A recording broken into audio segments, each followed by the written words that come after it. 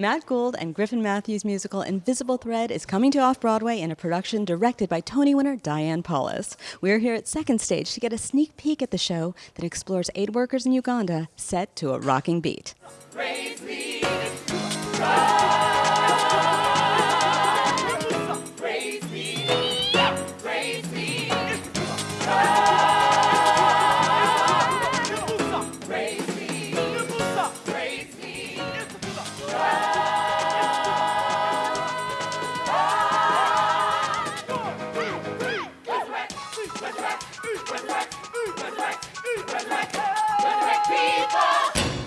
What is Invisible Thread about? Invisible Thread is about Griffin's journey, going to Uganda, meeting a group of 10 students there, and deciding he wants to help them, and finding out that helping people across the world, and even in your own world, can be a lot more complicated than you think it is. We like to call it a thriller.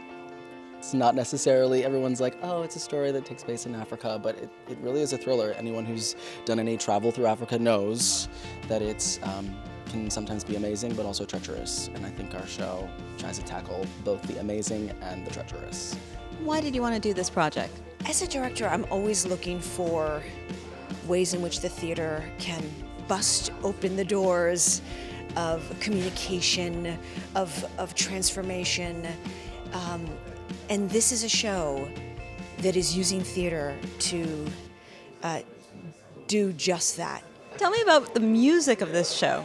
I spent a couple years living in West Africa. I was in the Peace Corps, and so I had the opportunity to meet a lot of artists from all around Africa who sort of inspired my sound, and I kind of always thought that was a side thing, like I'll write musicals and then I'll have over here like my cool world thing. And when we started working on this piece, that cool world thing sort of became the sound. Is it very beautiful?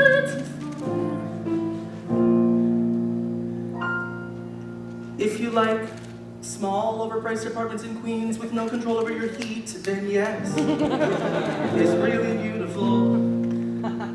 You have queens there?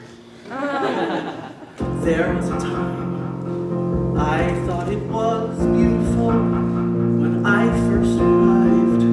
Every town a private invitation to stand on top of the world.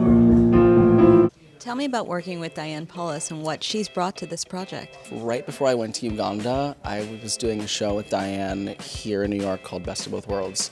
So I was young and I had just finished that show, and I took off to Africa having no idea that we would be here.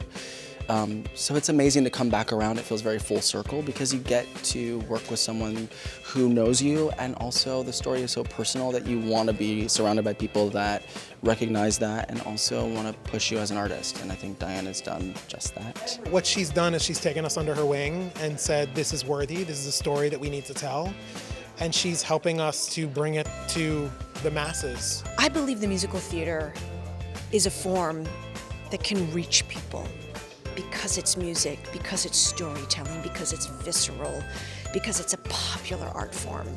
And the fact that we can take a subject matter that we don't normally find in the musical theater, just makes the musical theater a better place. So there's going to be a lot of entertainment value as well. It's definitely not a quiet storm. It's a loud, energetic, hopefully entertaining one. And so, but it is definitely about some stuff. We're going to get in the dirt, literally. We're going to get down in the dirt.